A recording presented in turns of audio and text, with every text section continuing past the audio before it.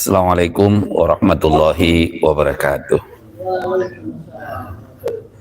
Alhamdulillah rabbil alamin. Bismillahirrahmanirrahim. Wassalatu wassalamu ala asyrafil anbiya'i wal mursalin wa ala alihi wa ashabihi ajma'in. Wa qad qala Allah ta'ala fil Qur'anil Karim. A'udzu billahi samii'il 'alim minasyaitonir rajim. Watlu alaihim naba bena adama idh qarraba qurbanan fatuqbila min ahadihima wa lam taqabbal minal akhar qala innama yataqabbalallahu minal muttaqin. Wa qala Nabi sallallahu alaihi wasallam man kana lahu sa'atan fala yudahi wala yaqrabanna musallana. Alhamdulillah, pada kesempatan ini, saat ini pertama-tama kita senantiasa bersyukur kepada Allah Subhanahu wa Ta'ala, karena dengan rahmat beserta karunia dan inayahnya sehingga pada saat ini kita baru saja melaksanakan salat maghrib berjamaah, dan insya Allah kita akan lanjutkan dengan taklim. Mudah-mudahan apa yang kita lakukan pada sore hari ini atau awal malam hari ini menjadi amal soleh bagi kita dan diterima dan mendapatkan ridhonya Allah Subhanahu wa Ta'ala. Kita juga senantiasa menyampaikan salam dan salawat kepada Nabi kita Muhammad sallallahu alaihi wasallam. Allahumma shalli ala Muhammad wa ali Muhammad. Mudah-mudahan salawat itu kita bisa mendapatkan syafaatnya Rasul, baik di dunia lebih-lebih di akhirat nanti. Pada kesempatan ini, seperti kita ketahui bahwa saat ini kita sedang berada di bulan haji. Bulan haji itu mulai dari bulan Syawal, Zulqa'dah dan Dzulhijjah. Saat ini kita sedang atau masih di bulan Zulqa'dah. Itulah sebabnya sehingga jamaah haji kita atau seluruh jamaah haji di dunia ini, sebagian itu sudah ada di Mekah, sebagian di Madinah, dan sebagian masih siap-siap di tanah air untuk berangkat ke Mekah menunaikan ibadah haji. Tentu suasana ibadah haji ini atau Idul Adha yang kita kenal, pada prinsipnya di dalam Islam itu lebih besar, lebih agung dibandingkan dengan Idul Fitri. Kenapa? Karena Idul Adha itu ada wukuf di Arafah dan ada kurban. Sementara di Idul Fitri ya tidak ada wukuf, tidak ada kurban, yang ada hanya mudik. Ya, mudik saja, berlomba-lomba pulang kampung. Sehingga ulama memahami bahwa keagungan Idul Adha itu lebih tinggi daripada Idul Fitri. Nah, untuk itu kita lihat jamaah haji kita sekarang ini itu sudah sebagian sudah di Mekah mempersiapkan diri, walaupun kalau kita lihat regulasi haji sekarang ini itu berbeda dengan tahun-tahun sebelumnya. Lebih ketat lah sekarang ini. Kenapa? Karena mau masuk Masjidil Haram saja harus pakai barcode. Ya, ibu dan bapak yang mau umroh nggak bisa masuk Masjidil Haram kalau tidak bawa identitas diri atau barcode atau tasreh kalau bahasa sananya, tasreh. Mau masuk Masjidil Nabawi khususnya di Raudhah, nggak mungkin kita bisa masuk di situ tanpa tasreh. Dan pemeriksaannya itu ketat, sehingga saya tidak tahu pemerintah Saudi ini mungkin ingin membersihkan jamaah dari jamaah yang tidak memiliki visa haji, supaya betul-betul yang datang ke Mekah itu hanyalah orang-orang yang memiliki visa haji. Ya tentu itu memang butuh uang, butuh uang. Saudi juga butuh uang. Ya, jamaah mau berangkat harus juga mengumpulkan uang, sehingga yang paling masalah juga itu antriannya. Kenapa? Karena tidak mengenal lansia, muda, orang tua, risti dan sebagainya, harus antri supaya bisa masuk Masjidil Haram. Kemudian memang pengelolaannya sekarang ini, haji sekarang ini dikelola oleh beberapa syarikah. Syarikah itu pengusaha lokal sebenarnya. Pengusaha lokal yang diberi izin oleh Saudi untuk mengelola jamaah haji, terutama jamaah haji Indonesia umpamanya. Dan kita dikelola oleh, kalau tidak salah ada 8 syarikah itu muassasah yang mengelola jamaah haji, sehingga muassasah ini kan punya aturan masing-masing, punya kebijakan. Nah inilah yang membuat jamaah itu banyak yang terpisah. Ada orang tua dengan anaknya pisah hotel, mending kalau hotelnya antara Nurul Jamil dengan di bawah itu. Tapi kalau hotelnya satu di Dago, satu di Cimahi, itu yang masalah. Ada orang ngajak anaknya untuk mendampingi orang tuanya yang risti, tapi tidak sehotel. Itu juga masalah. Suami istri juga bisa saja pisah, sehingga keluhannya sampai hari ini itu koper masih banyak yang tidak ketemu. Bayangkan aja udah 3 hari 4 hari di Mekah, kopernya belum ketemu. Jadi mending kalau dia siapkan ada baju alternatif untuk dipakai setelah ihram. Kalau enggak berarti tamattu tapi ihram terus, karena nggak bisa mengganti pakaian karena kopernya belum ketemu. Mungkin pemerintah Saudi berpikir ini untuk memudahkan jamaah haji, tetapi penerapannya tidak terlalu diantisipasi. Kenapa? Sekarang ini betul-betul itu steril, yang tidak punya tasreh nggak bisa masuk ke Masjidil Haram.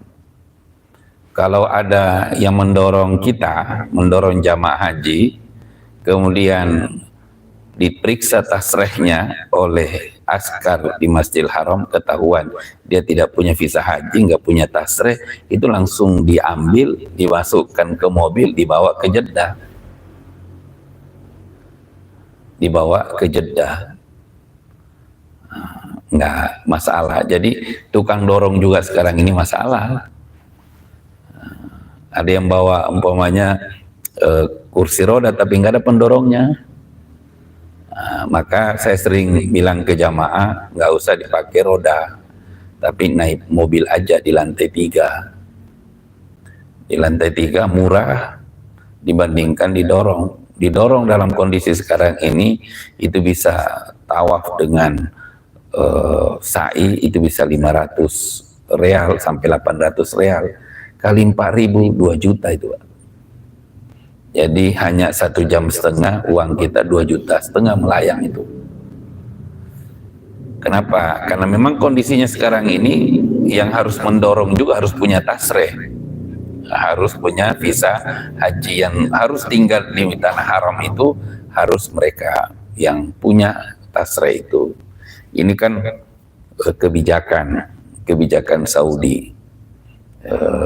Maka banyak juga yang protes. Kenapa? Karena menganggap ini bukan melayani kayak gini, menyusahkan. Apalagi jamaah haji Indonesia ini kan kebanyakan jamaah haji lansia, dan umumnya 60% itu jamaah haji Indonesia tamatan SD, ada yang tidak tamat SD. dalam kondisi seperti ini memang susah. Sementara ya pembimbing, kadang-kadang pembimbing KBIH dengan jamaahnya itu pisah hotel.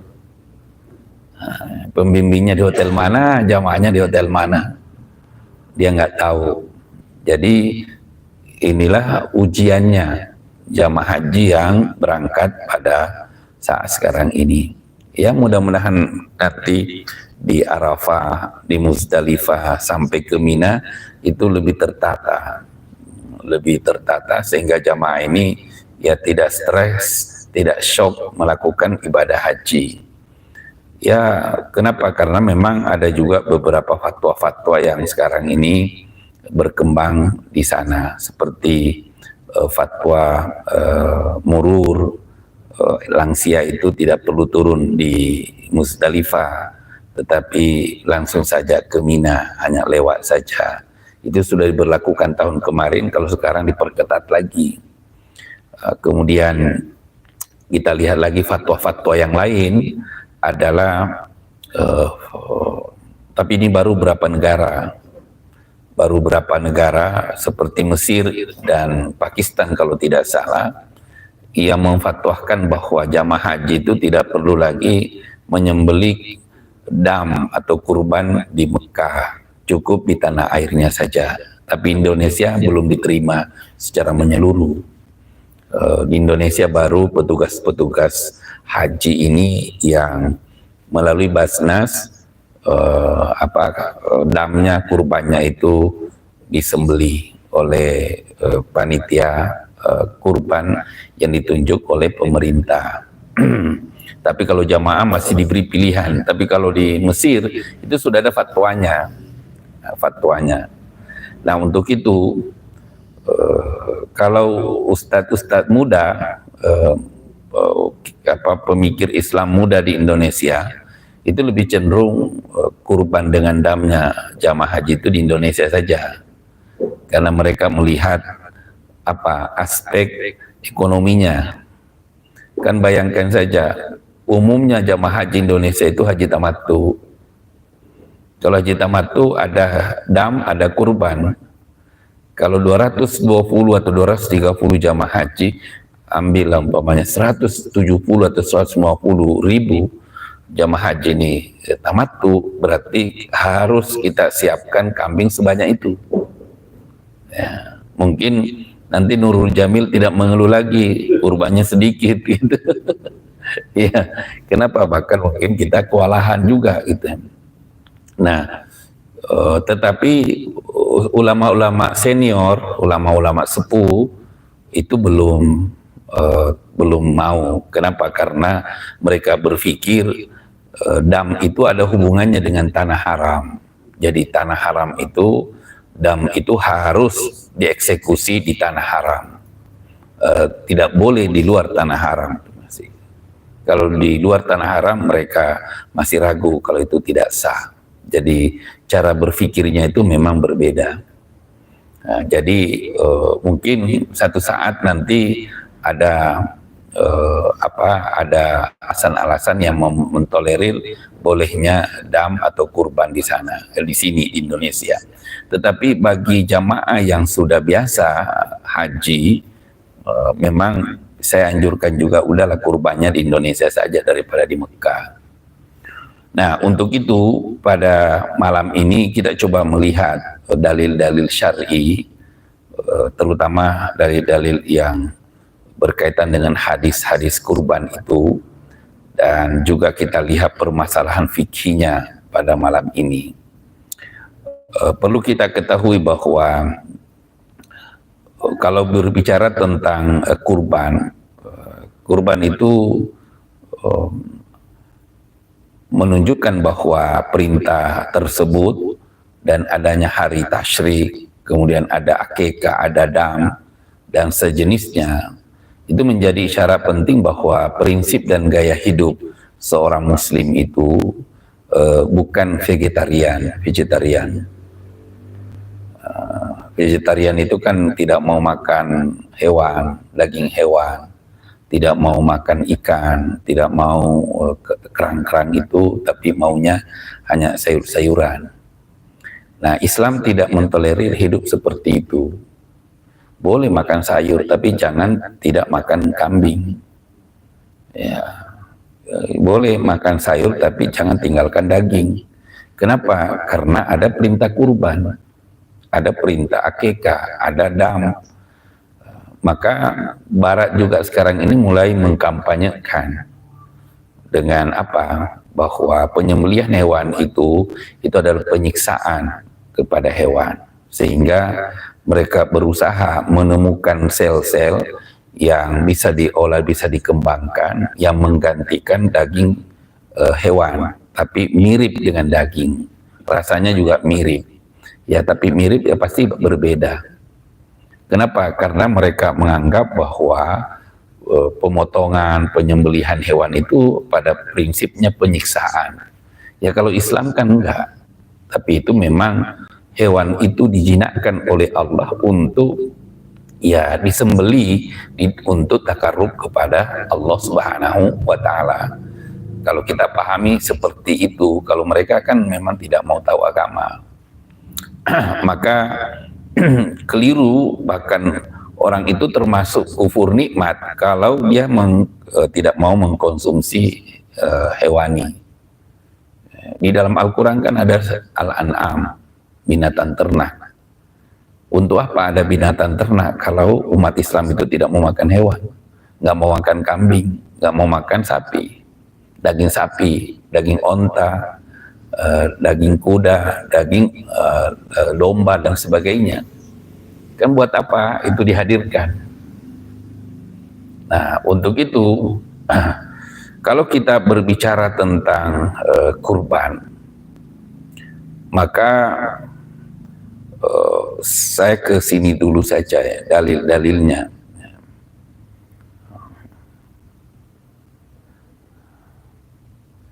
Jadi ini salah masuk Pak ya. Saya kembali dulu ke ini, bukan ini kayaknya.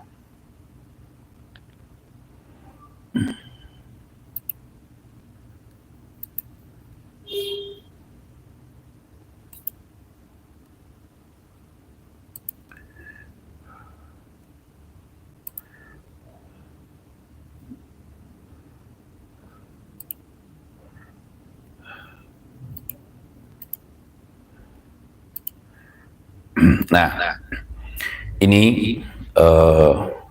setelah kita lihat tadi bahwa prinsip Islam itu bukan vegetarian, tetapi Islam harus juga mengkonsumsi daging. Ya. Nah, untuk itu apa motivasi kurban? Ya. Oh, belum.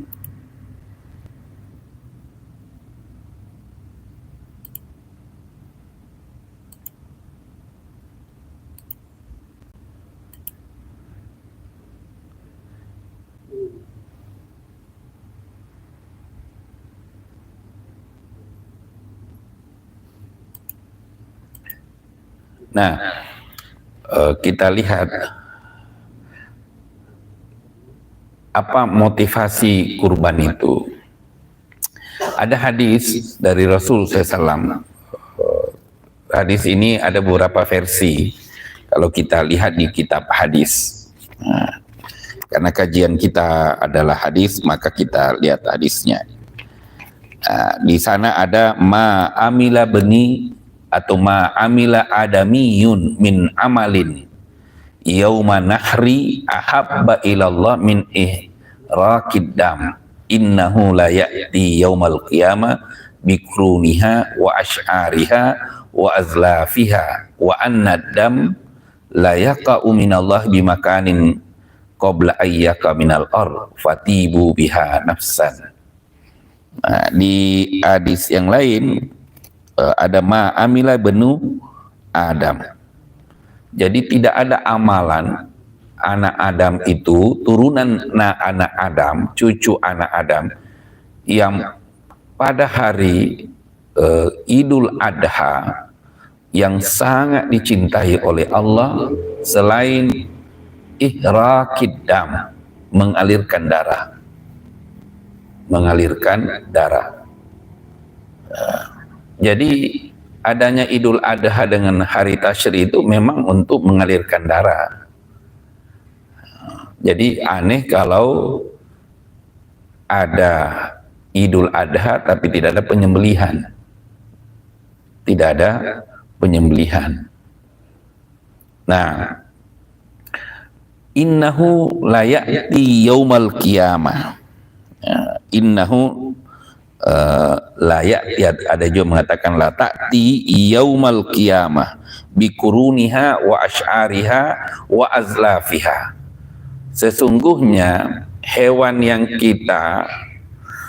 ternak yang kita sembelih itu di hari kemudian nanti akan datang dengan tanduknya yang utuh, bulunya utuh, kemudian yang lainnya juga utuh. Jadi utuh hidup seperti di saat kita sembelih hewan itu. Wa annadam, dan sesungguhnya darah hewan yang kita kurbankan itu layaqa'u minallah, dia akan sampai ke Tuhan bimakanin qabla ayyaqa'a minal ardi, sebelum darah itu jatuh ke tanah. Jadi darahnya hewan kurban itu lebih duluan sampai ke Allah daripada jatuh ke tanah tempat penyembelihan kita. Maka Nabi mengatakan fatibu biha nafsan, ya bersihkanlah dirimu dengan kurban, motivasilah dirimu dengan kurban. Motivasi diri kita itu dengan kurban. Nah, ini hadis ini mengandung makna yang luar biasa. Inilah yang membuat sahabat-sahabat Rasul itu termotivasi untuk berkurban dan berusaha untuk berkurban.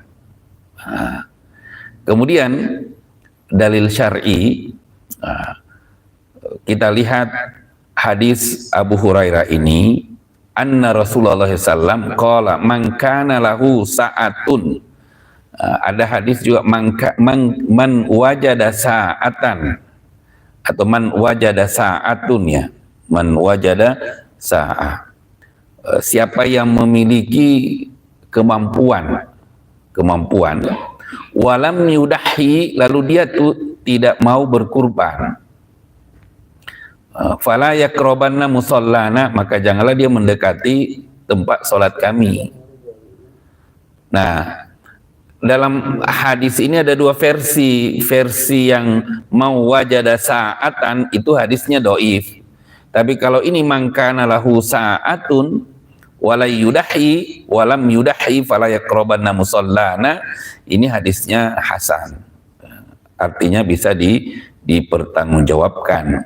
Nah, berdasarkan hadis ini maka mazhab Abu Hanifah berpendapat bahwa hukum kurban itu adalah wajib. Jadi hukum kurban itu wajib berdasarkan hadis ini. Kenapa? Karena di sini ada ancamannya. Fala yakrobanna musallana, janganlah dia mendekati tempat sholat kami. Yang dimaksud jangan mendekati tempat sholat kami itu bukan hari Idul Adha, tapi termasuk Masjid Nurul Jamil. Kenapa? Karena dia punya kemampuan untuk berkurban, tapi dia tidak mau berkurban. Nah, nanti kita lihat apa definisi istita'ah ini menurut ulama. Kan ada istita'ah haji, nah sekarang ada istita'ah kurban. Nah, kita lihat dulu istita'ah kurban ini, apakah kita ini termasuk istita'ah atau enggak. Syarat diwajibkan dan disunahkan kurban adalah si pekurban memiliki kemampuan untuk melakukan kurban. Nah, kemampuan yang dimaksud di situ, istita'ah yang dimaksud di situ apa? Kemampuan menurut Hanafi. Ini kita lihat pendapat-pendapat ulama dulu lah. Kan banyak orang langsung pendapatnya dikeluarkan, padahal itu sudah diuraikan sama ulama. Menurut mazhab Hanafi, Hanafi ini ribuan ini ulama yang berpikir apa? Ada kelapangan yang bersifat fitrah dalam arti pekurban memiliki harta atau uang senilai 1 nisab zakat. Jadi kalau bapak ibu punya uang dalam setahun kira-kira senilai dengan 85 gram emas. Kalau 85 gram emas kali 2 jutaan sekarang ya emasnya, maka 200 juta dalam setahun. Menurut mazhab Hanafi itu wajib berkurban itu. Dosa kalau dia tidak berkurban. Wajib berkurban karena itu masuk istita'ah. Dan Imam Abu Hanifah atau mazhab Hanifah mengatakan berkurban itu wajib minimal untuk menggugurkan kewajiban kita itu di dalam rumah tangga kita harus ada yang berkurban. Kalau kita tinggal di satu rumah ada 5, ada 7 orang, harus ada satu keluarga, 1 orang dari 7 orang yang ada di rumah itu yang berkurban. Dengan apa?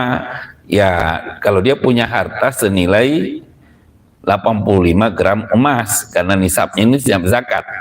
Nah, itu yang pertama.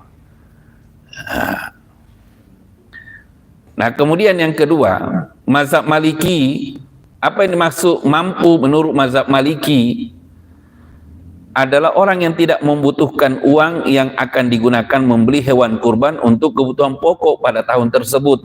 Dia punya uang, sebenarnya uang itu dia tidak butuhkan untuk kebutuhan pokoknya tahun itu. Kenapa? Karena kebutuhan pokoknya itu sudah cukup. Kemudian maka orang itu sebaiknya berkurban. Itu yang disebut istita'ah. Boleh berkurban, bahkan menurut mazhab Maliki boleh berkurban berhutang untuk membeli hewan kurban dengan keyakinan mampu membayarnya, apalagi yang punya gaji 13 lah gitu ya. Ya. Ya. Oh, bisa dibayar itu dengan gaji 13. Bisa dibayar dengan bonus yang lain. Itu boleh itu. Boleh. Kalau mazhab Maliki. Jadi siapapun yang punya uang dan uangnya itu bisa untuk beli hewan kurban tanpa mengganggu kebutuhan pokok rumahnya yang sederhana itu, maka itu sebaiknya kurban. Itu disebut istita'ah. Kan kita sekarang ini memahami istita'ah melalui ilmu terka-terka kan. Oh saya ini mampu atau enggak, tapi enggak ada ilmunya. Padahal istita'ah itu harus ada ilmu. Haji aja sekarang istita'ahnya harus sehat dulu kok. Ke depan enggak boleh berusia 90 tahun, lebih 90 tahun. Kemudian penyakitnya enggak boleh penyakit ini, penyakit itu. Nah kurban juga sama. Harus ada istita'ahnya juga. Nah apakah kita ini termasuk orang yang mampu atau yang tidak mampu? Nah tinggal kita lihat itu penjelasan ulama-ulama dahulu. Kenapa? Karena banyak orang sekarang ini, saya tidak bisa beli kurban tahun ini, padahal dia punya uang yang dia simpen. Dan itu tidak mengganggu kebutuhan pokoknya. Kebutuhan pokoknya. Nah, kemudian kita lihat lagi Imam Syafi'i. Mazhab Syafi'i. Siapa yang mampu itu? Mampu adalah orang memiliki uang untuk membeli hewan kurban di luar kebutuhannya dan kebutuhan orang berada dalam tanggungannya selama hari raya dan hari tasyrik. Jadi kalau kita masih punya uang untuk hari raya dan hari tasyrik dan kita hitung bahwa uang yang kita miliki itu masih ada sisa dan bisa beli kambing, maka itu mampu itu berkurban. Mampu berkurban. Seperti apa? Seperti zakat fitrah. Kan zakat fitrah itu siapa yang punya makanan berlebih pada hari Idul Fitri, maka dia harus mengeluarkan zakat fitrah. Nah, Imam Syafi'i merujuk itu, siapa yang punya uang lebih dari kebutuhan Idul Adhanya dan hari tasyriknya, maka dia harus beli hewan kurban untuk berkurban. Itu sebenarnya udah mampu itu. Udah mampu. Kalau kita pahami hadis yang dijelaskan oleh ulama-ulama terdahulu. Jadi mampu itu harus ada ilmunya juga, bukan ilmu terka-terka. Karena jangan sampai sebenarnya Allah mengatakan, kamu itu mampu, tapi kita ngebohong sama Allah. Tidak mau mengatakan diri kita itu mampu. Kenapa? Karena kita tidak mau berkurban. Karena apa? Kita tidak tahu keutamaan, kekhususan kurban itu. Kemudian Hambali ini kalau Hanafi itu kan Turki, makanya orang Turki itu berusaha untuk berkurban karena menurut mazhab Hanafi itu wajib. Maka orang-orang Turki itu kan bagi-bagi hewan kurban, walaupun kambingnya kecil, tapi dia melakukan itu daripada tidak melakukannya. Hambali mampu adalah orang yang mempunyai uang untuk membeli hewan kurban sekalipun dengan utang, yang penting yakin dapat melunasinya. Mampu beli hewan dan yakin bahwa ini bisa dicicil, ini dalam setahun sebenarnya nggak berat, maka rumah itu, orang itu sudah mampu istita'ah untuk untuk melakukan kurban. Wah, kita ini Pak, setelah baca ini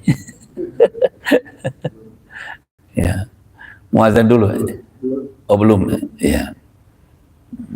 Jadi itu yang dimaksud man wajada sa'atan atau man kana lahu sa'atan fala yudahi fala yakrabanna musallana. Jadi mampunya itu seperti itu menurut mazhab fikih.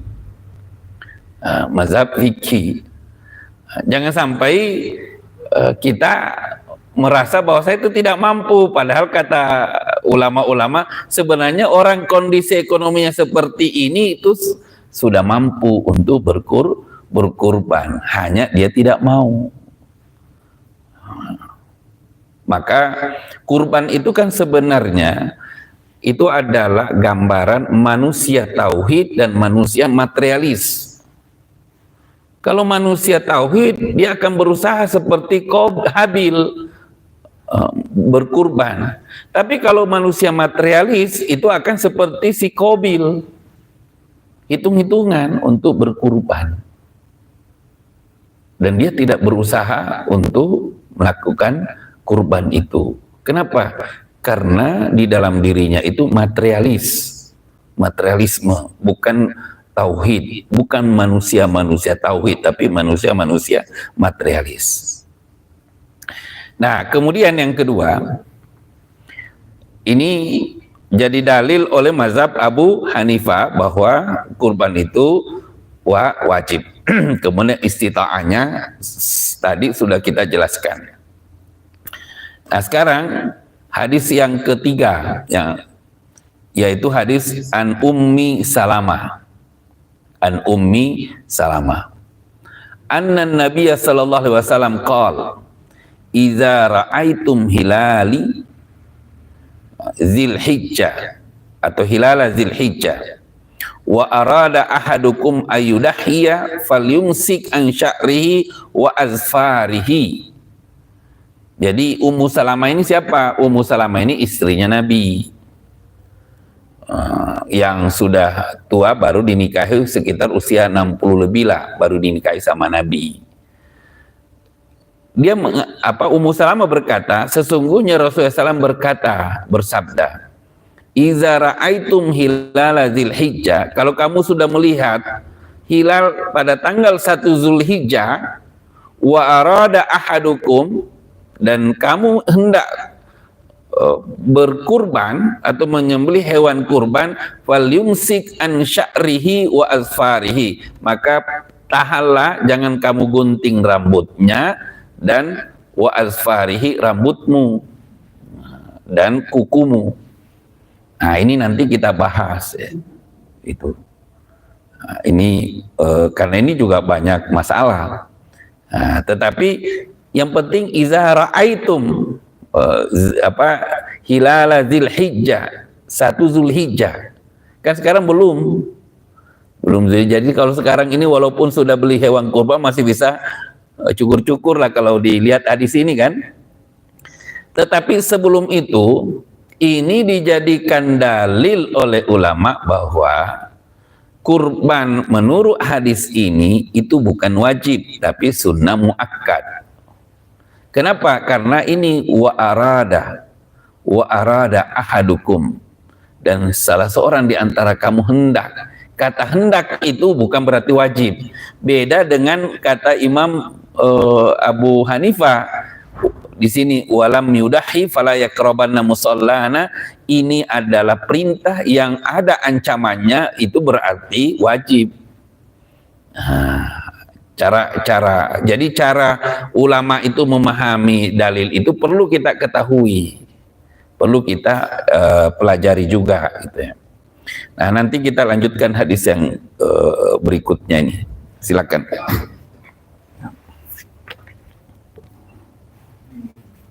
Allahu Akbar, Allahu Akbar. Allahu Akbar, Allahu Akbar. Asyhadu an la ilaha illallah.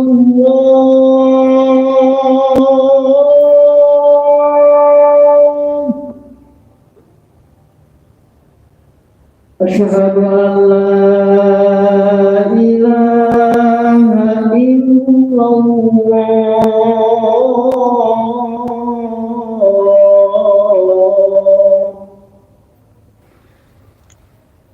Asyhadu anna Muhammadar Rasulullah.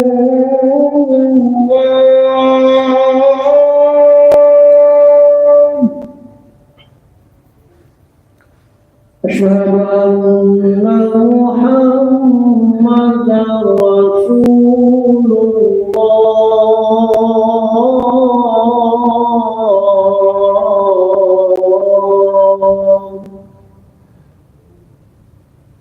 Hayya 'alas shalah.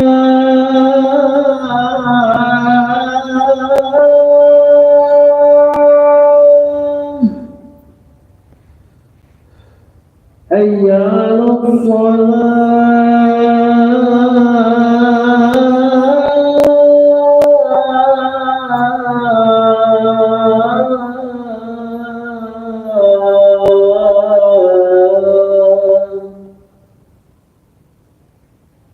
Hayya 'alal falah.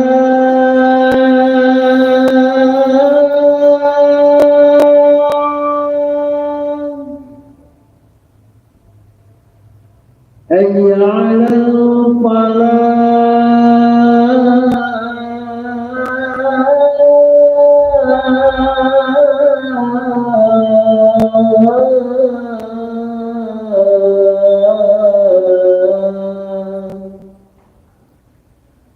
Allahu Akbar, Allahu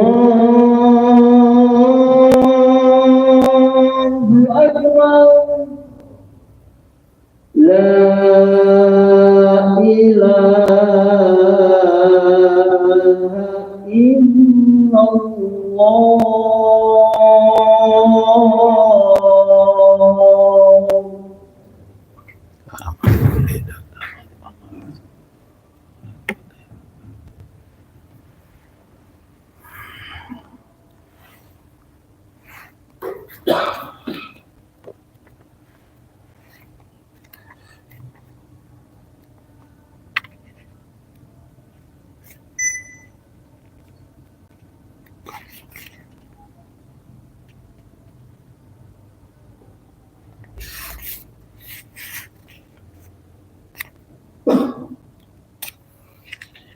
Udah mati. Oh ya. Baiklah, kita lanjutkan kembali bahwa tadi kita sudah baca hadis Ummu Salamah. Nah, ada lagi hadis Ummu Salamah yang kedua. Ya. An Ummi Salamah anin Nabi SAW qol man ra'a hilala Dzulhijjah. Siapa yang melihat hilal pada tanggal 1 Zulhijjah wa arada ayyudahhiya fala ya'khudhanna min sya'rihi wala min azfarihi, maka hendaklah dia jangan mengambil rambut dan kukunya. Rambut dan kukunya. Hadis Ummu Salamah ini ada dua versi. Satu seperti ini tadi, man ra'a hilala Dzulhijjah wa arada ayyudahhiya fala ya'khudhanna min sya'rihi wala min azfarihi. Seperti juga hadis sebelumnya, idza ra'aitum hilal Dzulhijjah wa arada ahadukum ayyudahhi falyumsik an sya'rihi wa azfarihi. Itu versinya sama. Tetapi ada lagi bentuk yang lain. Nah, apa hadis yang lain itu disebutkan begini, ya, sebutkan seperti ini. Saya bacakan hadisnya. Iza ra'aitum hilala Dzulhijjah wa arada ayyudahhiya fala ya'khudna min sya'rihi wala min azfarihi hatta yudahhi. Nah, ini hadis Tirmidzi, An-Nasa'i, Ibnu Majah, Hakim dan dalam Mustadraknya. Kemudian ada lagi man kana lahu zibhun yazbahuhu. Man kana lahu zibhun yazbahuhu. Siapa memiliki zibhun. Zibhun itu binatang ternak untuk disembelih, untuk dikurbankan.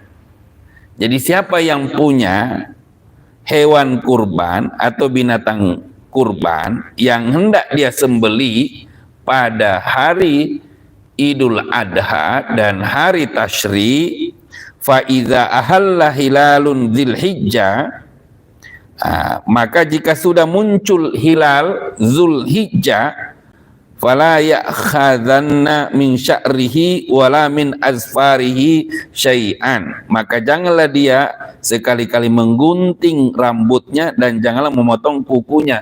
Kuku apa? Kuku binatang yang mau disembelih. Nah, bukan pekurban, karena zibhun.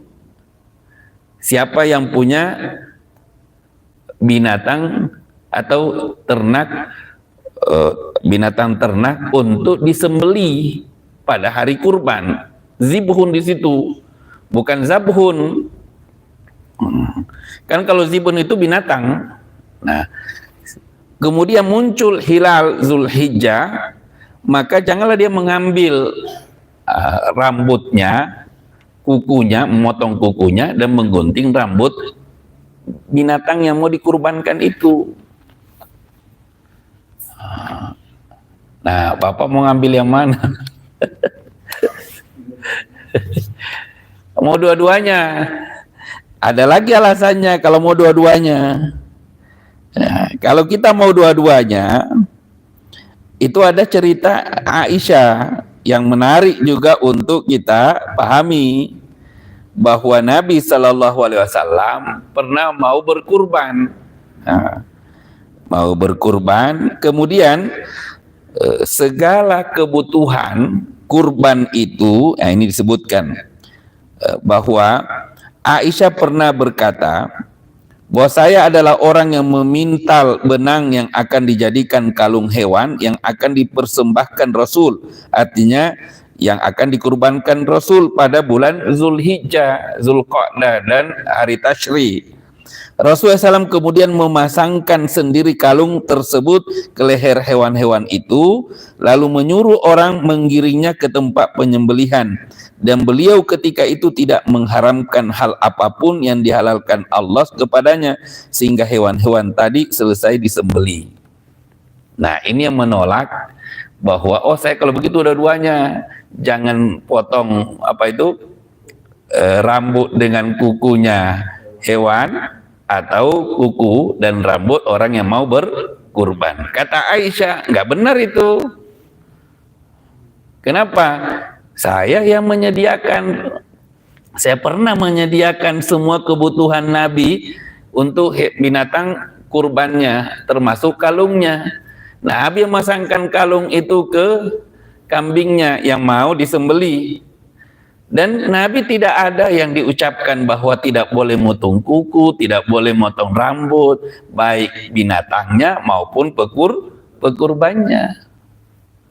Jadi ini satu riwayat dari Aisyah, satu riwayat dari Ummu Salamah. Ummu Salamah. Nah, coba kita lihat bagaimana pendapat ulama fikih. Kan ini hadisnya sudah ada kan? Yang menetapkan hukumnya harus ulama fikih. Kalau hadisnya tadi ada itu dua-duanya, bahkan 3 gitu. Nah, kita lihat bagaimana hukum memotong ini. Hukum motong kuku dan rambut bagi pekurban. Hadisnya udah ada. Mazhab Syafi'i berpendapat sejak masuk bulan Zulhijjah makruh hukumnya memotong kuku dan rambut bagi yang bermaksud untuk berkurban hingga pelaksanaan penyembelihan selesai. Itu mazhab Syafi'i, makruh saja, bukan haram. Kan rokok juga makruh kan? Iya. Udud itu makruh itu, ya samalah itu. Ya. Jadi merokok itu makruh, tapi banyak orang melakukannya. Sama, motong kuku makruh, kata Syafi'i. Nah, kemudian sekelompok mazhab Hambali, haram hukumnya motong kuku dan rambut. Nah, ini Hambalilah Salafi. Maka yang di Facebook itu dan di Twitter atau di grup WhatsApp itu orang-orang Salafi Hambali yang merujuk mazhabnya Hambali yang menyebar itu. Tapi dia tidak tulis kalau itu mazhab Hambali. Kalau diteliti, dikoreksi, itu pasti larinya ke mazhab Hambali yang mengharam hukumnya motong kuku dan rambut. Dalilnya apa? Dalilnya hadis Ummu Salamah tadi. Yang ada di dalam kitab Abu Daud atau Muslim, An-Nasai, tapi Bukhari tidak meriwayatkan hadis Ummu Salamah, nggak ada. Makanya Muhammadiyah nggak mengikuti mazhab Hambali. Yang tidak Muhammadiyah yang agak bingung-bingung gitu. Kenapa mau ikut yang mana ini, Syafi'i atau Hambali? Nah, apa hikmahnya pelarangan ini? Menurut ulama, agar seluruh tubuh masih utuh saat mendapatkan anugerah pembebasan dari api neraka. Kan salah satu hikmah dari kurban itu, maka orang yang berkurban itu akan mendapatkan pembebasan dari api neraka. Nah, kalau dia potong duluan rambutnya dan kukunya, maka rambut dan kuku yang dipotong itu nggak bebas dari api neraka. Kan begitu, karena dia potong duluan sebelum penyembelihan. Dan Nabi mengatakan, man daha tayyibatan biha nafsuhu muhtasiban li udhiyatihi kanat lahu ijaba minan nar. Nah, siapa yang berkurban dengan niat membersihkan dirinya dari dosa-dosa dengan kurbannya itu, maka ia akan mendapat dinding dari api neraka.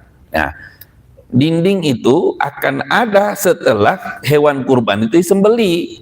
Nah, kalau dia sembeli, dia potong lebih awal, maka kuku yang dipotong itu tidak bentengi, terhijab dari api neraka. Nah, kemudian yang kedua, apa? Mereka melihat bahwa orang yang berkurban itu mirip dengan orang yang berihram haji. Jadi mereka posisikan bahwa bapak-bapak yang mau berkurban setelah masuk tanggal 1 Zulhijjah itu posisinya sama dengan haji yang sedang pakai ihram. Apa? Tidak boleh motong kuku, tidak boleh juga motong rambut orang yang berihram. Tapi pendapat ini juga ditentang. Kenapa? Kalau orang yang ihram itu memang tidak boleh potong kuku, tidak boleh potong rambut, tetapi tidak boleh juga tidur bareng dengan pasangannya. Ya. Kalau pekurban bebas kan? Ada nggak larangan orang yang mau berkurban tidak boleh motong kuku, tidak boleh motong rambut, dan tidak boleh tidur bareng dengan pasangannya? Kan nggak ada. Yang ada larangannya itu hanya dua. Hanya dua. Dan apa? Orang pakai ihram tidak boleh pakai wangi-wangian. Sementara orang yang mau berkurban nggak ada larangan. Maka itu lemah pendapat itu. Melemah pendapat tersebut. Lalu kita lihat lagi mazhab yang lain. Mazhab yang lain. Mazhab Hanafi. Nah, mazhab Hanafi apa? Hukumnya tidak makruh. Artinya boleh saja memotong kuku dan rambut. Nggak ada masalah. Alasannya orang yang berkurban tidak dilarang berhubungan dengan istrinya dan tidak diharamkan berpakaian. Maka memotong rambut dan kuku hukumnya tidak makruh. Posisi dan hukum orang yang berkurban sama dengan orang yang tidak berkurban. Masa orang yang berkurban tidak boleh motong kuku, tidak boleh motong rambut, sementara yang tidak berkurban lebih bebas? Padahal orang yang berkurban dengan yang tidak berkurban itu sebenarnya sama. Boleh motong kuku, boleh juga motong rambut. Tetapi kalau ada yang melarang, kita udah tahu, oh itu pasti mazhab Ambali yang sedikit salafi. Makanya dari dulu itu saya tidak karena saya udah tahu sebenarnya riwayatnya juga tahu. Kemudian perdebatan-perdebatannya seperti itu. Hanya kalau kita tidak kaji, ya kita tidak paham. Ya, tidak paham. Nah ini ya, terserah bapak-bapak mau Syafi'i, mau Hambali, mau Hanafi, atau mau abu-abu. Ya. Nah ini seperti itu kira-kira ininya permasalahan kurban itu. Nah sebelum kita lanjutkan mungkin ada pertanyaan, silahkan kita diskusi. Atau udah jelas? Alhamdulillah kalau udah jelas itu. Ya, tinggal milih Pak. Iya.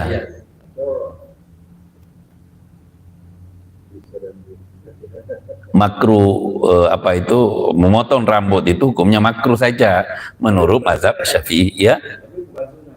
Bukan sunnah, makruh. Hukumnya seperti rokok. Ya. Ada orang kurban tidak potong kuku, tidak potong rambut, tapi rokok. Kan 11-12 itu Pak. Itu. Ya. Oh silakan Bu. Jadi yang kita sebaiknya bagaimana ini? Ya, jadi apa namanya?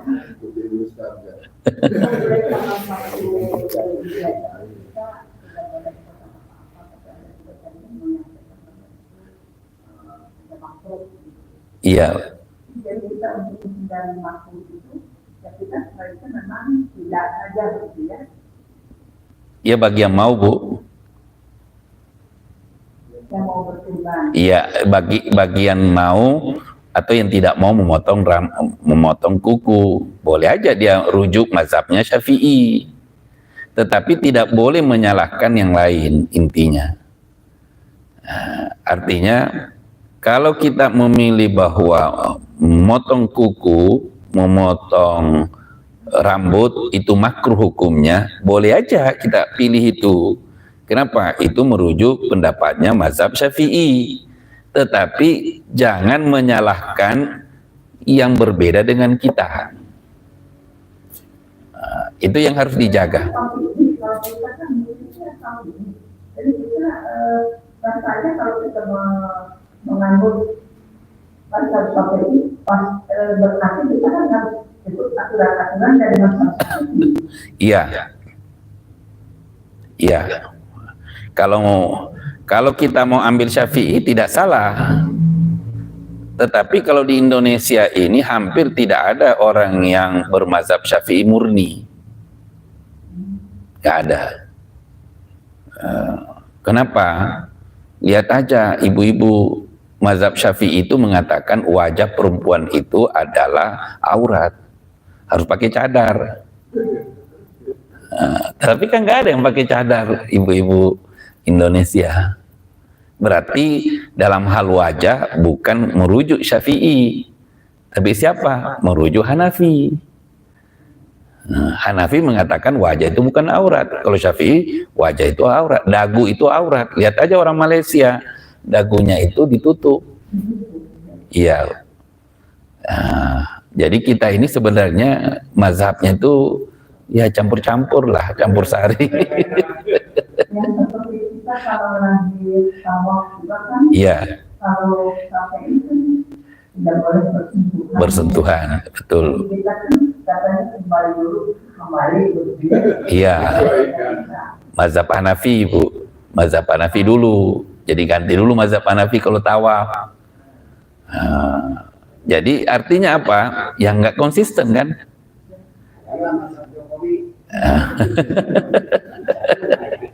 Artinya apa? Bahwa kita itu susah memang mempraktekkan Islam ini kalau terlalu kaku di dalam dunia mazhab.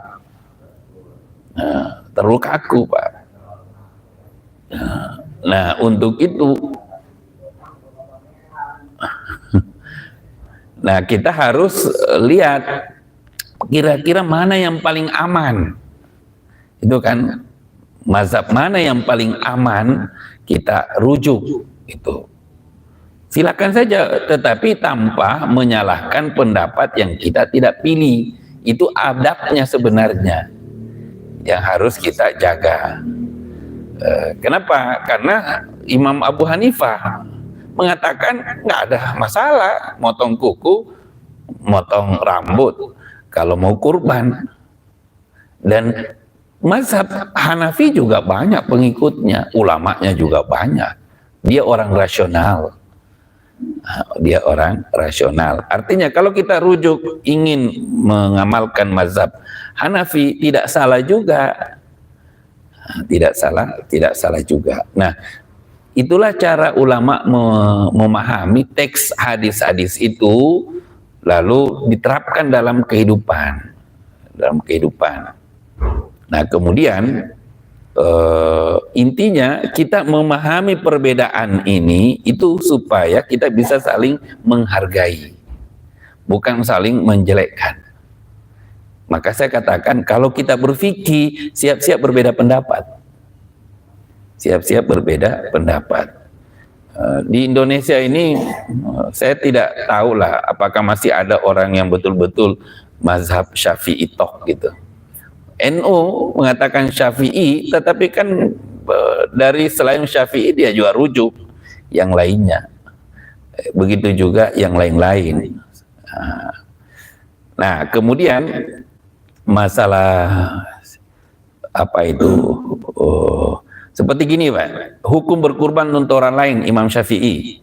Ini saya bacakan. Tidak boleh berkurban atas nama orang lain tanpa seizin orang tersebut, sebagaimana tidak boleh berkurban atas orang yang sudah meninggal dunia kecuali si mayit meninggalkan wasiat kurban. Itu mazhab Syafi'i. Nggak boleh itu. Tapi kan banyak sekarang iklan-iklan sekarang.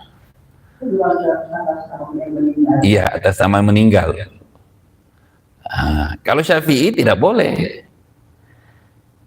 Kalau mazhab Maliki makruh berkurban atas nama orang lain yang sudah meninggal dunia jika si mayit sebelumnya tidak menetapkan atau menentukan hewan kurbannya. Mazhab Hanafi dan Hambali boleh berkurban atas nama orang sudah wafat dan hukum daging kurbannya berlaku seperti atas nama orang yang hidup dalam hal menyedekahkan dan memakannya, boleh dimakan. Jadi jika seseorang berkurban atas nama orang lain yang sudah meninggal dunia, maka ia wajib menyedekahkan dagingnya kepada fakir miskin. Pemilik dan orang kaya tidak boleh memakannya. Kalau kurban itu kurban yang wasiat. Jadi kalau mau konsisten Syafi'i ya kayak gitu.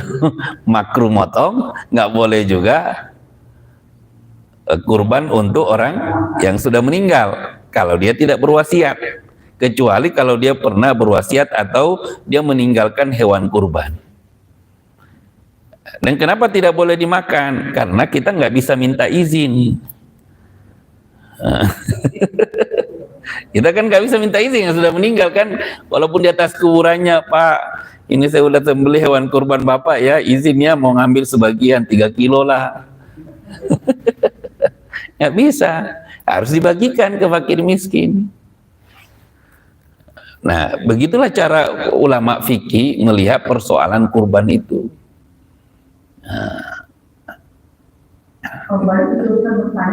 Silakan. Saya baru belajar di pengajian bahwa yang untuk banyak meninggal itu tidak perlu mengaku banyak meninggal, karena kalau sudah berkurban, maka kurban itu kan katanya termasuk juga untuk seluruh keluarga itu yang sudah meninggal.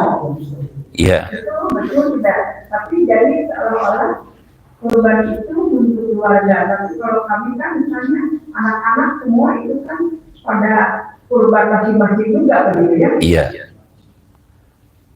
Nah, kalau putra ibu kalau sudah pada nikah memang itu masing-masing, Bu. Kan putra ibu mungkin udah nikah kan ibu ya? Ya, jadi itu kewajiban keluarga. Yang tanggungan ibu itu yang belum nikah. Yang belum nikah. Itu meninggal bagaimana? Karena katanya itu ya itu sebetulnya itu untuk seluruh keluarga termasuk juga yang meninggal. Iya. Orang yang meninggal itu sudah terwakili oleh putranya, kalau putranya itu yang berkurban, jadi tidak usah khusus lagi untuk yang meninggal. Iya. Sebenarnya yang sudah meninggal itu pekurban itu boleh bagi pahala ke yang sudah meninggal, boleh ya pahalanya, bahwa ini pahala kurban saya walaupun sapi itu tujuh kan, apakah 7 keluarga atau 7 orang kan, di situ ada perdebatan, tapi kita ambil 7 keluarga lah. Nah, sudah masuk 7 keluarga, boleh lebih dalam hal pembagian pahala. Ini masih ada nenek saya di rumah, nggak kurban, tapi saya mau kasih pahalanya, boleh itu. Nah, tinggal dikirim-kirim lewat SMS gitu. Ya ikrar saja, ikrar waktu penyembelihan. Ya, bahwa saya juga ingin memberi pahala ini ke anak saya yang sudah mendahului saya, atau ke keluarga yang telah mendahului saya, atau orang tua saya yang telah mendahului saya. Kalau tidak mau berkurban atas nama dia, tapi kalau mau berkurban atas nama dia, itu juga masih ada mazhab yang membolehkan. Mazhab siapa? Mazhab Hanafi dan Hambali. Jadi tidak masalah juga. Tidak masalah juga. Sama kan wakaf, boleh kita wakaf atas nama orang yang mendahului kita. Nah, kurban juga boleh. Apa ya, rujuk aja mazhabnya Hanafi dan Hambali. Tapi kalau bagi-bagi pahala itu juga boleh. Jadi ada 2 yang boleh kita lakukan kepada orang yang sudah meninggal. 1, boleh bagi pahala. Kedua, boleh berkurban dengan merujuk pendapatnya Imam Abu Hanifah, mazhab Hanafi dan Hambali. Tapi kalau merujuk Syafi'i itu tidak boleh. Kecuali sebelum meninggal dia sudah siapkan uangnya, dia sudah siapkan kambingnya atau hewan ternaknya untuk dikurbankan, baru boleh dieksekusi, direalisasikan. Nah, itu mazhab Syafi'i. Jadi kalau ada yang tidak mau, berarti dia mengikuti mazhab Syafi'i. Salah? Enggak, boleh-boleh aja. Iya, sosial. Kalau begitu tempat saja sekarang Nurul Jamil. Kita di Nurul Jamil itu kan tidak pernah bertanya mau bagaimana gitu ya, kita menyampaikan saja kurban. Iya. Itu perlu ada tidak masjid yang hanya menerima misalnya yang mengikuti mazhab Syafi'i saja, atau sekarang tempat itu bisa menerima yang berpendapat pada apa saja. Iya.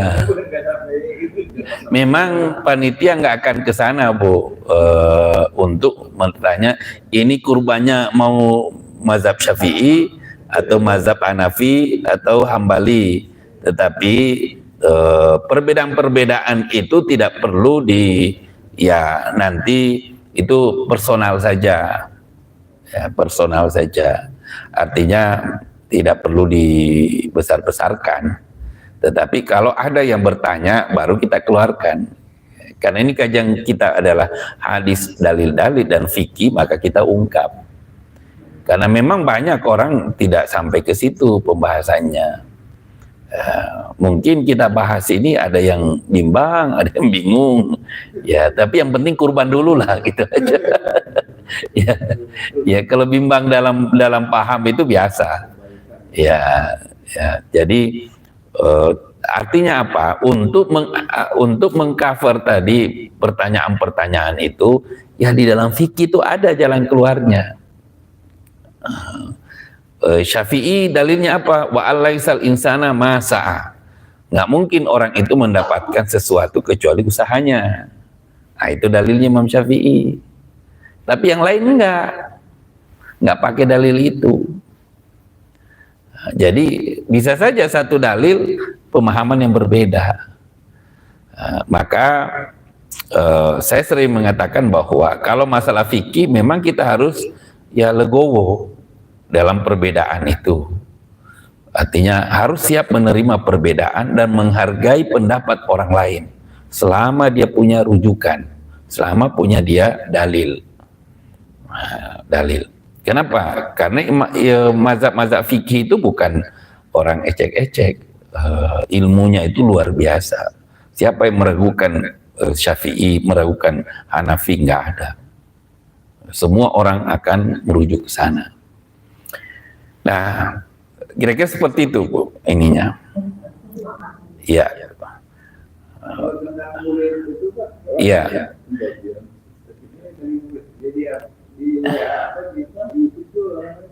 Ya, tidak boleh dijual kan?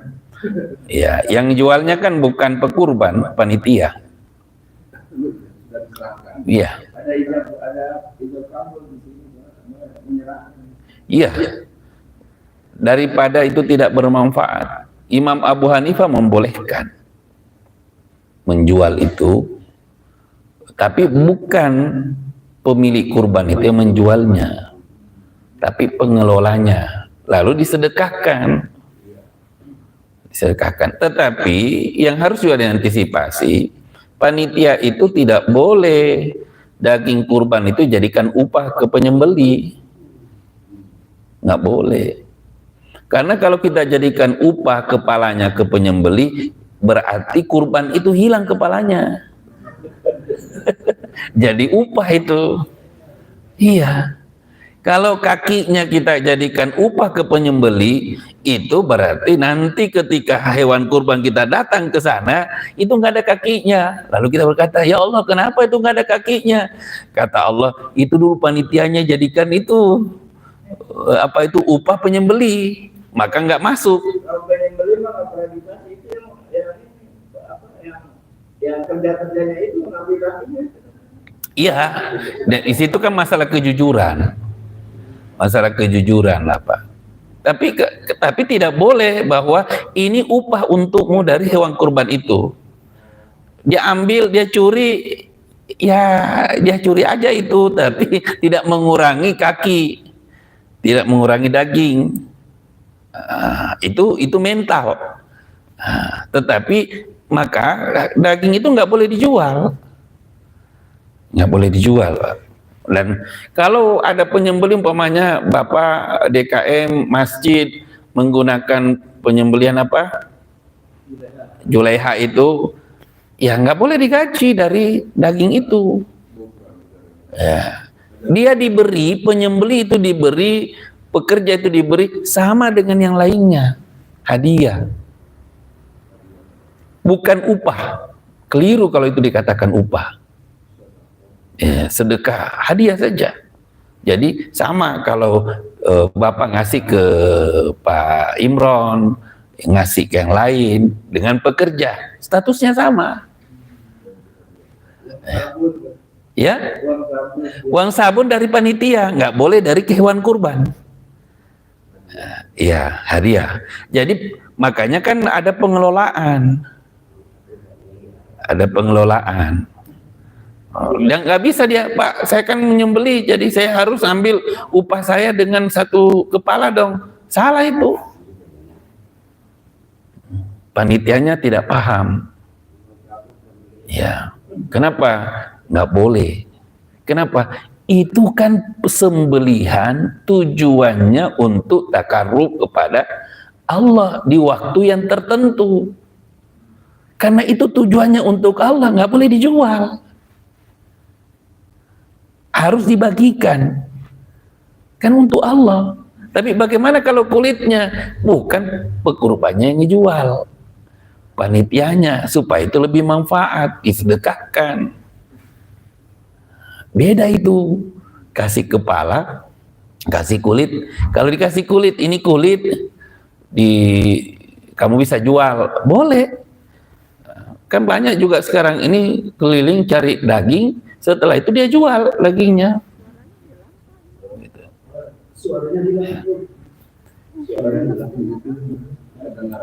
Ya.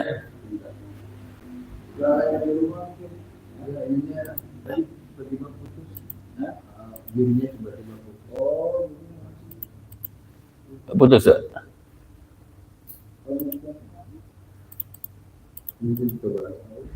Iya.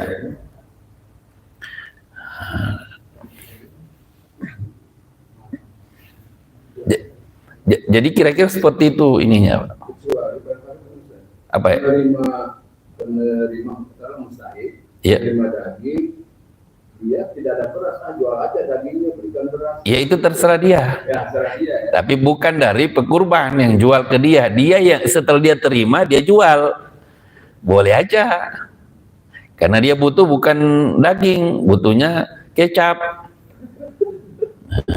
Ya, butuhnya bumbu. Sementara dia nggak punya bumbu. Karena dia nggak mau nyate. Kalau nyate kan tanpa bumbu jadi itu. Iya. Ya. Yang nggak boleh menjual itu yang pekurban. Tapi kalau panitia boleh. Panitia boleh dengan pertimbangan kemaslahatan. Termasuk jual kepala? Nggak boleh kalau kepala, Pak. Nggak boleh. Karena itu bagian dari yang harus dibagikan. Dan itu daging. Beda dengan kulit. Iya. Kalau kulit dipotong-potong baru dikasihkan ke fakir miskin, baru mungkin hanya dilempar ke jalan. Jadi itu kemaslahatan. Kemaslahatannya. Ya. Jadi memang itu perlu kita setiap mau kurban, ya harus kita kaji itu dalil-dalil itu. Karena banyak kan orang sekarang ini berkurban tapi nggak punya ilmu kan, nggak mau belajar, nggak mau mencoba mengkaji dalil-dalilnya, fikih-fikihnya. Kira-kira mana yang paling aman untuk kita amalkan? Kenapa? Karena dianggap ya kurban ini udah biasa tiap tahun, tidak perlu ilmu. Padahal nggak begitu sebenarnya. Udah jalan, Pak? Nggak masuk? Oh gitu. Iya. Ya.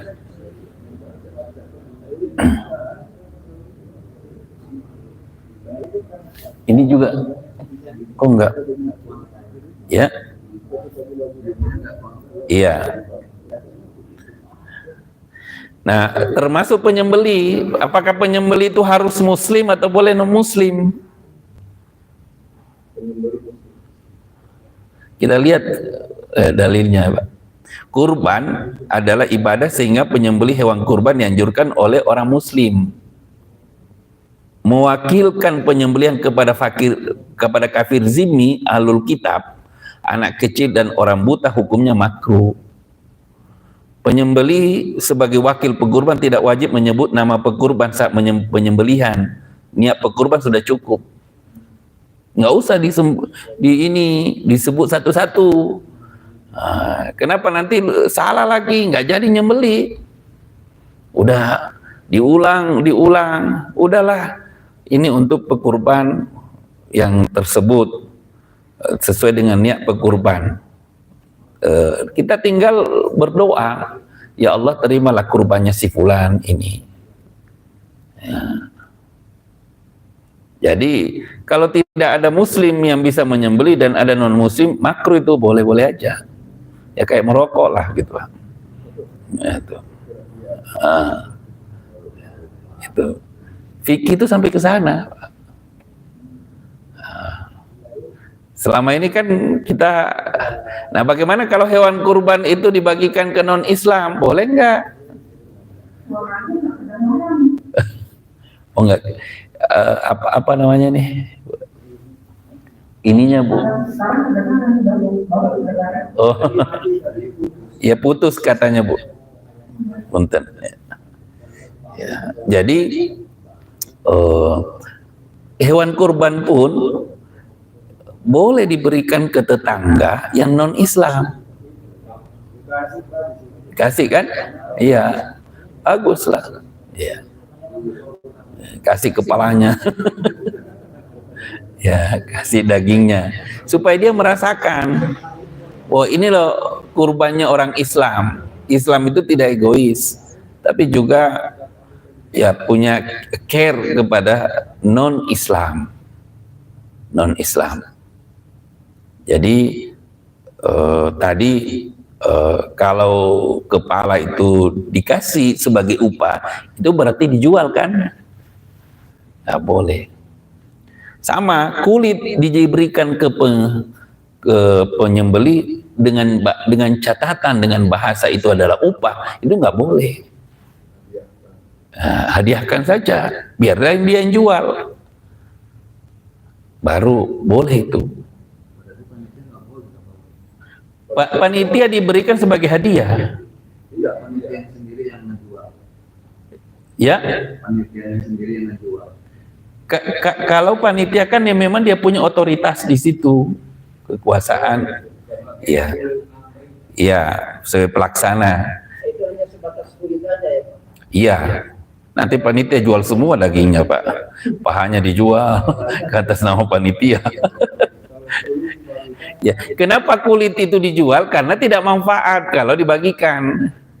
Kan begitu. Tapi kalau manfaat dikasihkan saja. Oh, saya mau ambil ini. Bisa nggak saya diberi ini sebagai hadiah? Karena saya mau pakai. Boleh, kasihkan saja. Tapi kalau tidak ada yang mau ambil, maka sebaiknya dieksekusi oleh panitia dengan cara menjualnya.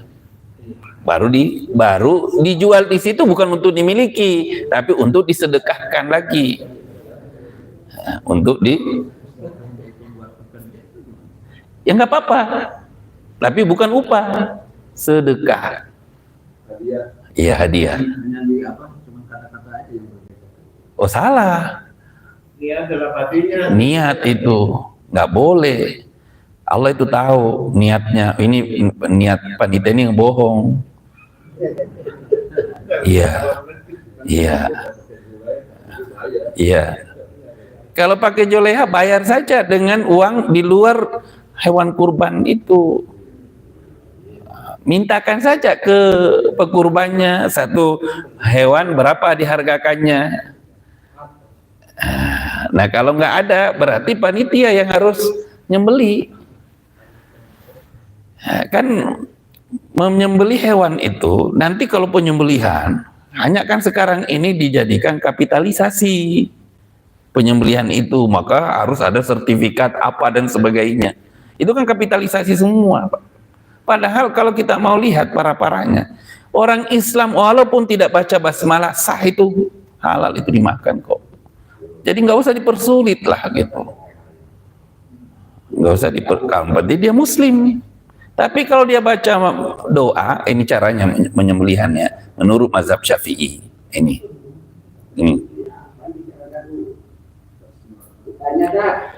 Ya. Di daerah saya kalau ada kurban, Ya. Dibagi setengah kaki, boleh juga.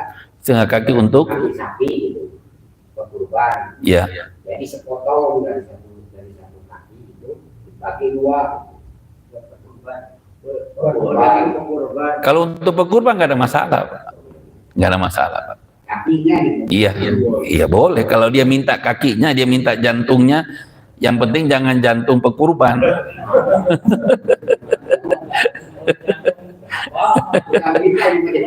Iya nggak apa-apa, nggak apa-apa. Kan boleh memang pekurban itu untuk menikmati hewan kurbannya. Yang diperdebatkan tadi itu yang untuk kurban untuk orang meninggal. Nah, itu yang dianjurkan harus disedekahkan semua. Kenapa? Karena kita tidak bisa minta ke yang sudah meninggal. Nah, ini cara penyembelihan. Jumhur ulama dan mazhab Hanafi sunnah menghadapkan hewan yang hendak disembelih ke arah kiblat dengan merebahkan di bagian tubuh sebelah kiri, baik sapi atau domba, kambing. Mazhab Syafi'i 5 hal yang dianjurkan ketika melakukan penyembelihan, yaitu membaca basmalah. Ini Syafi'i, membaca salawat, menghadapkan hewan ke arah kiblat, bertakbir setelah dan sebelum membaca basmalah, berdoa agar kurban diterima oleh Allah. Kurbannya itu diterima oleh Allah sesuai dengan niat orang berkurban. Nggak perlu disebut namanya satu-satu. Cukup, oh ini kurban si fulan. Kan orang yang berkurban itu sudah niat. Allah udah tahu itu, ini yang berkurban, yang disembeli ini. Iya, iya sudah ada semua itu. Iya.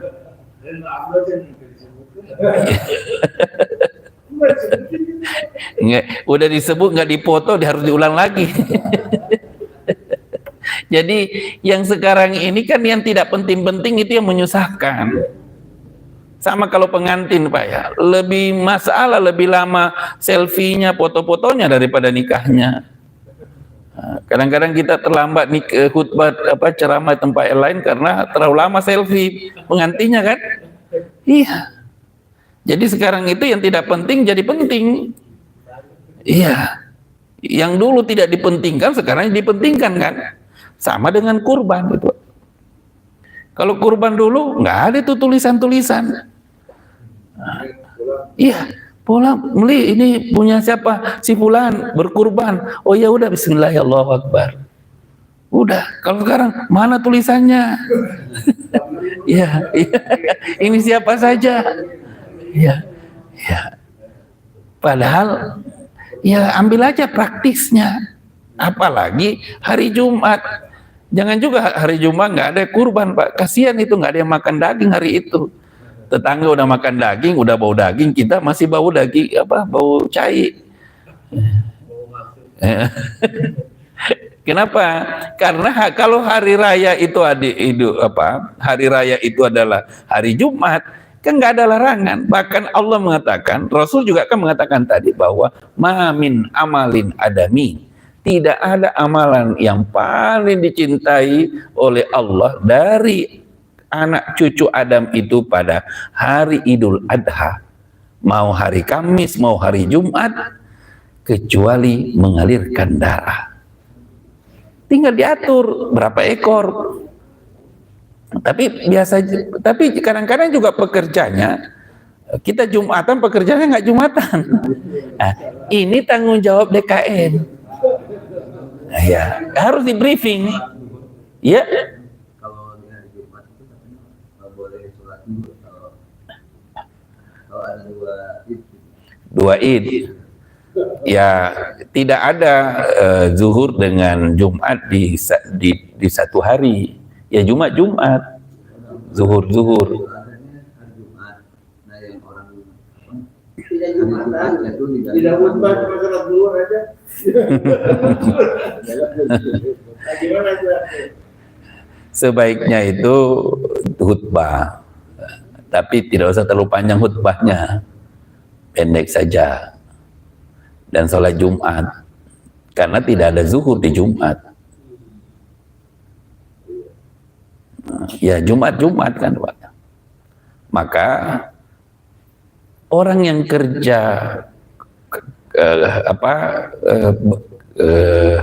menguliti dan sebagainya itu harus di briefing oleh panitia. Waktu sholat kita sholat ya, artinya dia tidak boleh meninggalkan sholat hanya karena kurban. Ya, saya enggak. Terus kalau Bapak tidak ini, berarti Bapak itu bukan Islam. Ya boleh gantian Pak, boleh aja gantian. Di Barat sekarang ini, di Eropa sekarang ini, Jumat itu di sip pertama, sip kedua, sip ketiga. Iya, di sip. Dan itu nggak ada masalah. Daripada dia tidak sholat Jumat. Ya ini, kalau bukan Jumat, jadi tinggal panitia yang atur lah. Sekaligus mereka itu harus dididik kok. Jangan sampai hanya dekat di masjid pada waktu Idul Kurban. Tapi setelah Idul Kurban nggak pernah muncul ke masjid. Padahal mereka itu Muslim. Itu kan tanggung jawab moral kita untuk mendidik mereka. Mereka diajak ke sini bukan hanya untuk daging itu, tapi kita juga dekatkan di tempat ibadah. Kan itu dakwah loh Pak. Tapi melalui daging kurban. Karena kalau tidak ada daging kurbannya diundang pun nggak mau datang. Nah, udah kesempatan. Panitia ini kan ada briefing itu. Nanti kita atur kalau sholat zuhur aja bisa shift lah. Tapi kalau Jumat, bagaimana kalau sudah Jumat nanti kita tutup dulu. Ada ibu-ibu aja yang nunggu. Ibu-ibu aja yang nunggu. Atau kalau enggak, satpam aja. Boleh satpam itu kalau memang dikhawatirkan kalau bapak-bapak ini salat Jumat bisa hilang itu 1 ekor daging. Nah, satpamnya nggak usah Jumatan. Boleh itu. Nanti setelah Jumatan, bapak-bapak yang lain baru dia sholat. Kan boleh seperti itu. Nah, jadi kira-kira seperti itu permasalahan-permasalahan yang perlu kita ketahui dalam pelaksanaan kurban ini. Ya, masih ada pertanyaan, silakan. Ya. Tadi saya lihat kan boleh disembelih oleh yang non-muslim. Iya. Ya, kan pasti non-muslim itu sudah baca bismillah. Iya.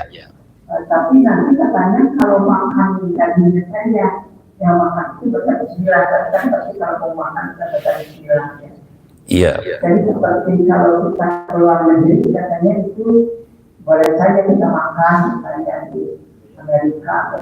Ya tadi disebutkan oleh Ahlul Bait ya. Iya. Ahlul Kitab. Ahlul Kitab. Iya. Ya, memang masih diperdebatkan oleh ulama. Sebagian membolehkan.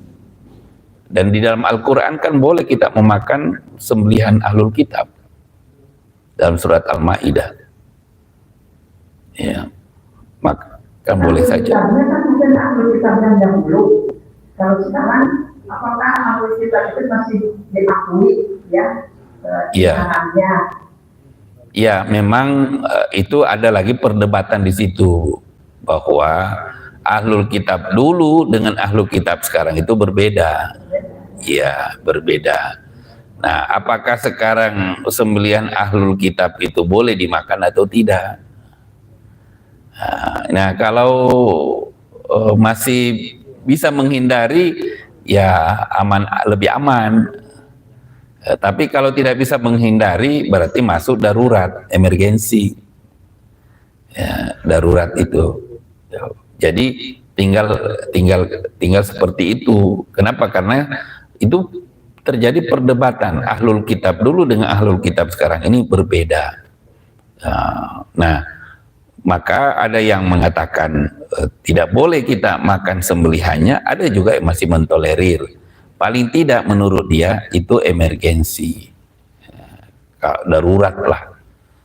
Kalau darurat kan apapun boleh, yang penting jangan jadikan darurat itu kesempatan, ya, dalam kesempitan. Kira-kira seperti itu, Bu Prof. Mudah-mudahan jelas.